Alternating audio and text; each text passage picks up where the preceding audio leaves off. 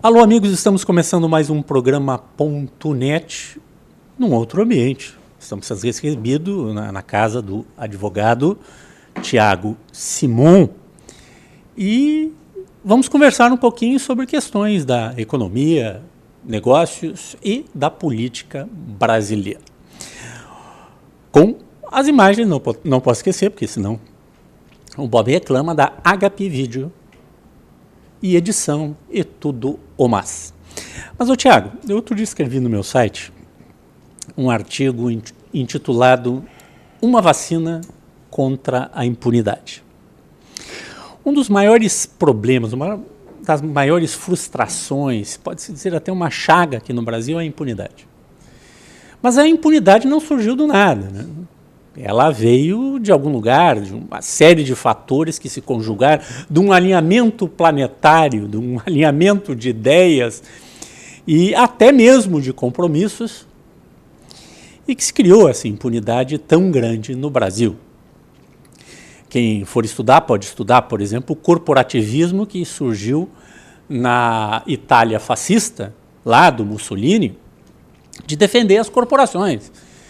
E a impunidade nada mais é do que um corporativismo entre aqueles que fazem os malfeitos, os desmandos, que desviam recursos, que são maus empresários, políticos, governantes nesse país. E sabemos que tem, sem citar nomes, Thiago, tem vários políticos brasileiros que são procurados pela Interpol. Se botarem o pé fora do Brasil, eles vão em cana. Pai, filho, família toda inteira aí que desviou recursos para fora do país, mas continua habitando o ambiente da Câmara Federal, por exemplo, lá em Brasília. E outros tantos, sem citar nomes. Todos são inteligentes para saber das pessoas que a gente fala. Outros empresários que desviaram recursos, deram desfalques milionários no sistema bancário aqui no Brasil, então não são só políticos. E agora, recentemente, achávamos que alguns corruptos ou condenados ou foram por corrupção passariam um longo tempo vendo o sol nascer quadrado, e não é verdade. No rejulgamento, que para mim foi um rejulgamento, a questão da análise dos embargos infringentes na ação penal 470, que é o famoso mensalão, sabemos, Tiago, tu é advogado, que a partir de agosto desse ano começam a sair o pessoal já da prisão, né, por bom comportamento, e muita gente já vai passar o Natal em casa tranquilo, né? E para mim, um dos grandes remédios é o que se aproxima no final do ano. Nós temos eleições novamente. De 2 em 2 anos nós temos esse remédio que a democracia, mesmo com seus defeitos aqui no Brasil, propicia ao cidadão. Mas o cidadão tem que escolher bem. Eu não escolho o meu candidato, e temos aí presidente da República, governadores, senadores, senador, aliás, é um só, deputados federais e deputados estaduais na próxima eleição. E eu até já fui enganado por caçadores de Marajá, eu e o Brasil inteiro, muita gente no Brasil. Outros, tantos também foram enganados pelos vestais da ética e da moralidade, que a partir daquele dia não teria mais corrupção no Brasil. E a gente vê o que vê até hoje. Se aprimorou a máquina da corrupção e se aprimorou a máquina da impunidade. Então o nosso remédio, que é um dos, mas um remédio muito forte, é o de escolher bons candidatos. Candidatos esses que eu escolho não pelo que dizem, mas por sua história e pelo que fazem. E, obviamente, temos outras coisas que nós temos que associar, que é a pressão social para que a gente mude esse país. Tiago, fazendo essa abertura e já falando bastante, até demais, na abertura do programa .net de hoje, eu gostaria que tu fizesse uma análise em cima disso aí, essa questão que nós temos eleições, a questão da impunidade e o que a gente quer mudar aqui. E uma das receitas é escolher muito bem quem serão nossos governantes nas próximas eleições. Orlandini, é sempre um prazer falar contigo, com todos os teus ouvintes, todos os teus telespectadores, e dizer que a tua análise é muito correta. Eu acho que tu fizesse uma análise ampla, mas bastante objetiva e citando de maneira concreta alguns dos fatores, mas sem dúvida os principais fatores, que compõem, de certa maneira, um ciclo vicioso da nossa política, das nossas eleições, do nosso judiciário, e que indiscutivelmente tem sido um impedimento estrutural para que as condições necessárias ao desenvolvimento econômico e político do nosso país aconteçam, né?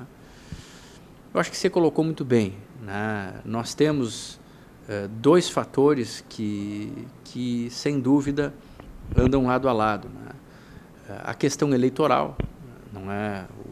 O Brasil tem um sistema eleitoral extremamente deficiente, não é? Nós temos no nosso país hoje as eleições praticamente mais caras do mundo. Elas superam, inclusive, se a gente somar os custos gigantescos da televisão, elas superam os custos da campanha americana. Então, nós temos as campanhas mais caras do mundo. O nosso sistema eleitoral, não é? Ele, por não ser, na minha opinião, o sistema distrital, onde nós temos distritos menores, onde facilitaria o eleitor conhecer os seus candidatos, inclusive diminuiriam os custos da campanha. Isso torna as eleições caras, em consequência disso, dependentes do poder econômico. Para você ter uma ideia, Orlandini, dos 513 deputados federais, 380 praticamente têm as campanhas mais caras, ou seja, esse sistema eleitoral que nós temos, ele acabou gerando uma dependência do poder econômico. O sujeito, para fazer voto, não é num distrito, não é de 100, 200 mil eleitores. Em outros países, democracias mais avançadas, você tem um distrito com 10, 15 municípios, com uma circunscrição eleitoral menor. No Brasil, não. No Brasil, um candidato a deputado tem que fazer voto nos 500 municípios.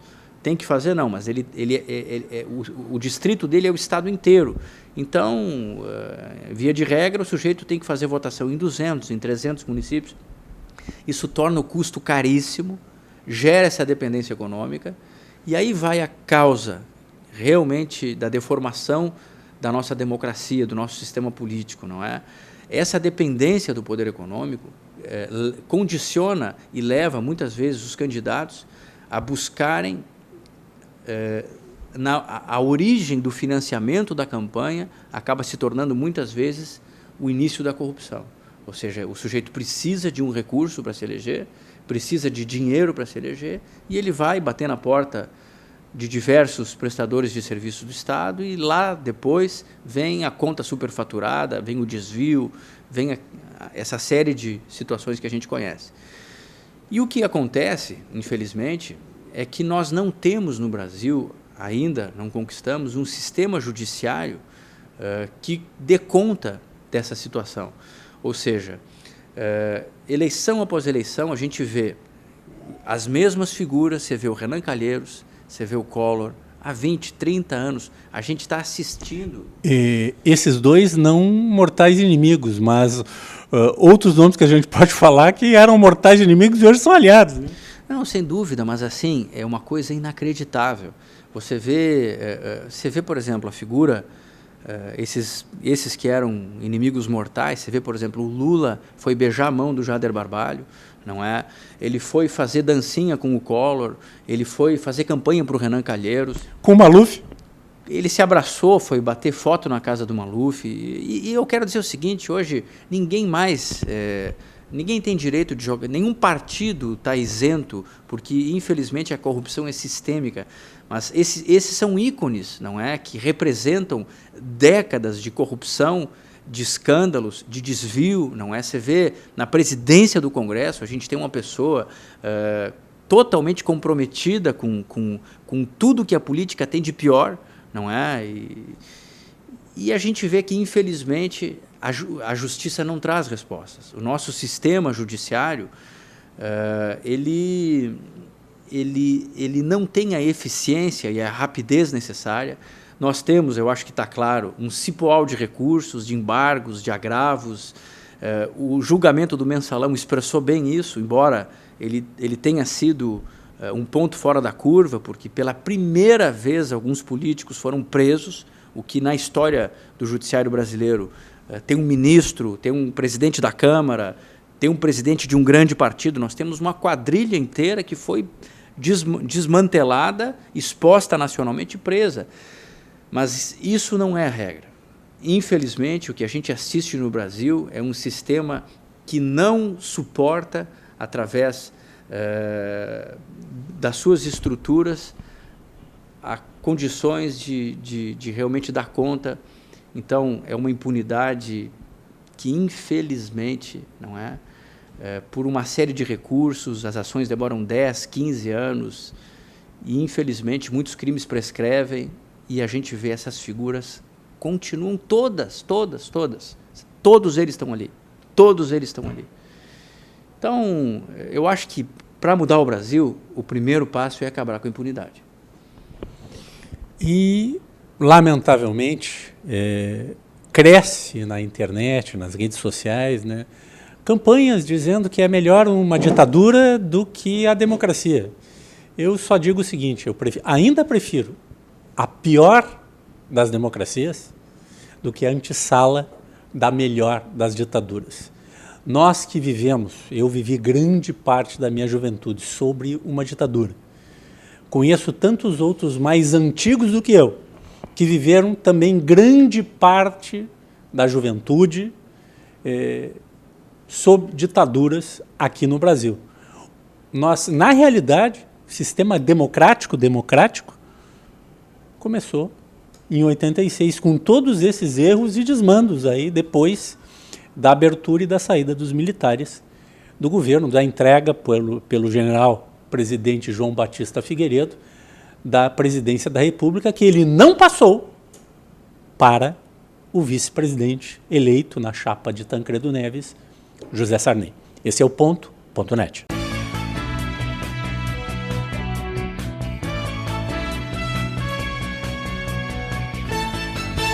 Venha conhecer o Box 21, um ambiente aconchegante, onde o melhor da gastronomia espera por você. Saboreie o delicioso filé à parmegiana e o sanduíche aberto Box 21. Conheça a bacalhoada, uma das tantas atrações do Box 21. Filés, peixes, vinhos, petiscos e, é claro, um chopp bem gelado. Ah, e tem sobremesas caseiras também. A melhor opção para o seu happy hour. Traga seus amigos. Venha com sua família. Box 21, Rua Carlos von Koselitz 304, em Porto Alegre. Reservas pelo telefone 51 33 25 51 21.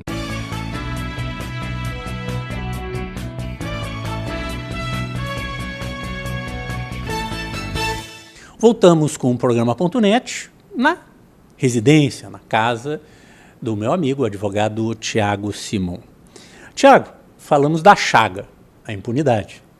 Falamos de um dos remédios, de uma das vacinas, que é, sem dúvida nenhuma, são as eleições, associada a uma boa escolha de bons candidatos. Tá? E, no meu ponto de vista, eu já errei, gente, eu não acertei. Teve gente, como eu disse, eu me enganei. Mas a gente vai aprendendo, né? Mais sábio o diabo por ser velho do que por ser diabo, né? Já diz o ditado aquele antigo. E aprendi que a gente tem que olhar a vida do político, ou daquele que pleiteia o cargo, o seu comportamento que ele fez, e não o que ele diz que vai fazer, não as suas promessas. Que daí a gente descobre, né, que o cara prometeu para tanta gente que não vai cumprir para ninguém, né? É tudo lero-lero, né? Ah, eu vou te dar uma geladeira, um fogão, aquela história que se conta aí do passado, é a mesma coisa, não tem como o cara dar fogão e geladeira para todo mundo, gente. Tiago, que caminhos tu vê, que soluções tu acha possíveis para melhorar esse quadro, termos mais seriedade na política e, com essa seriedade, dar capacidade para esses novos políticos mudarem algumas coisas na legislação que não se muda da noite para o dia e sem apoio e pressão popular. Sem dúvida. Eu acho que a análise que foi feita, ela toca nas questões mais importantes, né, que justamente é a insuficiência da nossa justiça, não é? E não existe país desenvolvido no mundo, não é, com impunidade. Então, assim, essa questão é sine qua non, é um pressuposto para que a gente possa estabelecer uma democracia mais sólida e mais estável, não é? E o segundo ponto é a reforma política, né? A reforma política, ela vem sendo debatida há várias legislaturas. Se passa nitidamente uma impressão, Orlandini, que quem está lá não quer mudar, porque você tem condições de competição, não é? Que te coloca em vantagem com quem não tem mandato. Então, passa um pouco essa impressão, não é, que a reforma não anda justamente por isso, não é? Uma reforma partidária, eu acho que para você possibilitar ao eleitor ter mais condições de escolha de um candidato, não é? A reforma partidária é fundamental, ou seja, nós temos no Brasil aí dezenas de partidos, não é? Isso faz com que numa eleição proporcional você tenha centenas de candidatos, não é?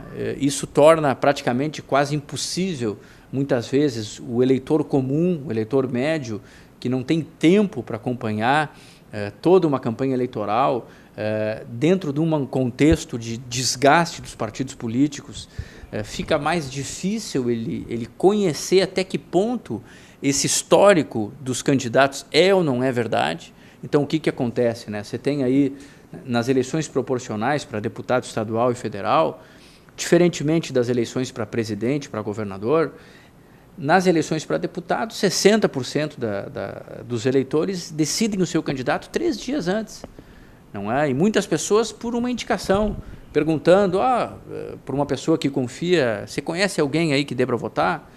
E, naturalmente, uma semana depois esqueceu, entende? Isso é muito comum. Grande parte das pessoas já não sabem quem votou, porque o sistema é complexo, não é? É uma miscelânea de partidos, são centenas de candidatos, os partidos não têm, eles não têm contornos programáticos, ideológicos, isso dificulta essa percepção, não é?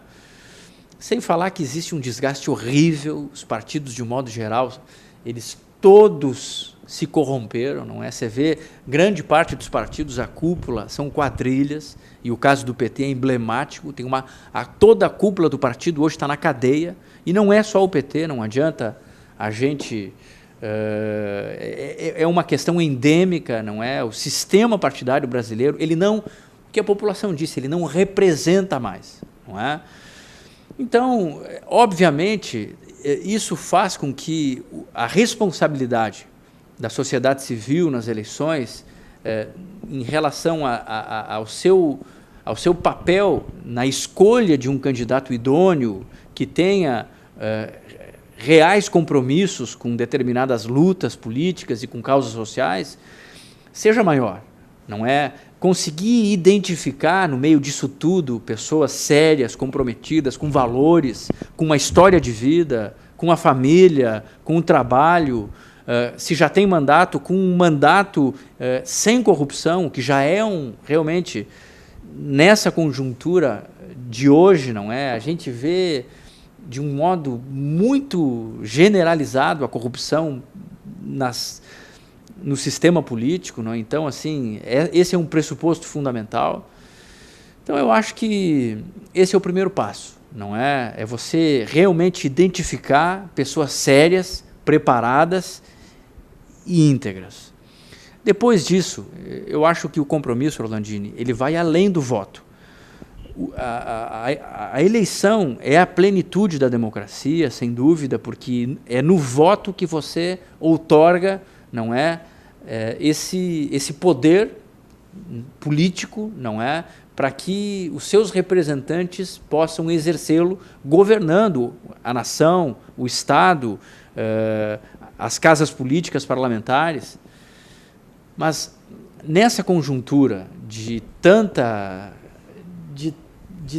desesperança, de partidos tão comprometidos com interesses, de um nivelamento tão baixo que a gente tem visto no mundo político brasileiro. Você vê o caso da Petrobras, é emblemático, né? Você vê a maior empresa, maior patrimônio público do nosso país, maior empresa do nosso país, totalmente fatiada entre caciques políticos. Você vai ver quem nomeou os diretores das companhias são os coronéis, aqueles ali que mandam nos partidos, entende? Quando você vê isso, você vê que não basta votar, porque talvez não seja apenas votando e escolhendo alguma pessoa que as coisas vão mudar. Talvez a mudança, talvez o grande protagonista nessa eleição não sejam os candidatos, não é? Mas seja justamente a sociedade civil, o povo brasileiro, que possa tomar uma iniciativa de organização, principalmente pelas redes sociais, e iniciar um movimento que vá além do voto, mas que ele comece a supervisionar, que ele comece a participar. Eu acho que o voto ele vai ser um primeiro passo para a mudança. As mudanças vão ocorrer a partir de uma efetiva participação da sociedade civil organizada, através das redes sociais, através dos estudantes, das universidades, de um modo geral, construindo um ambiente de suporte para que as mudanças aconteçam. Tiago, um dos grandes problemas, trazendo aqui, vamos falar agora um pouco de Rio Grande do Sul. Nós estamos numa situação complicada no Rio Grande do Sul. Não é de hoje, não é só ônus do atual governador, tá? É todo um histórico em que nós temos uma dívida impagável. Sim. O Rio Grande do Sul está completamente inadimplente.